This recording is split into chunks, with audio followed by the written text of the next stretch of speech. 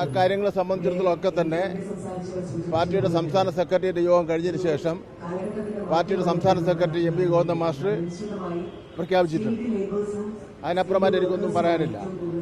ഇവിടെ ഉയർന്നു വന്ന വിഷയങ്ങളെ സംബന്ധിച്ചിടത്തോളം അന്വേഷിക്കുന്നതിന് വേണ്ടി ഗവൺമെന്റ് തീരുമാനിച്ചിരിപ്പോൾ അന്വേഷണത്തിന്റെ തീരുമാനം വരുന്നതിന് മുമ്പ് തന്നെ UDF കേരളത്തിലൊരു കലാപം ഉണ്ടാക്കുന്നതിന് വേണ്ടിയുള്ള പരിശ്രമം നടത്തിക്കൊണ്ടിരിക്കുകയാണ്.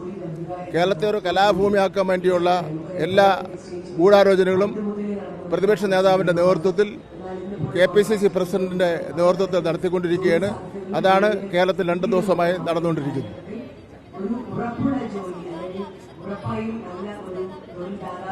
എനിക്കറിയില്ല, DGP പറഞ്ഞ കാര്യം എനിക്കറിയില്ല.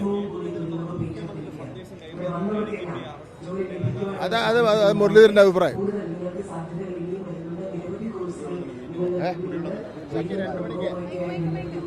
തലസ്ഥാന നഗരിയിൽ കുടിവെള്ള രൂക്ഷമാണ്. ഉച്ചയ്ക്ക് 2 മണിക്ക് എന്റെ ചേംബറിൽ വെച്ച് കുടിവെള്ള വിഷയത്തെ സംബന്ധിച്ച് ചർച്ച ചെയ്യാൻ ബന്ധപ്പെട്ട ഉദ്യോഗസ്ഥന്മാരുടെ യോഗം വിളിച്ച് ചേർത്തിട്ടുണ്ട്. ഉച്ചയ്ക്ക് 2 മണിക്ക്.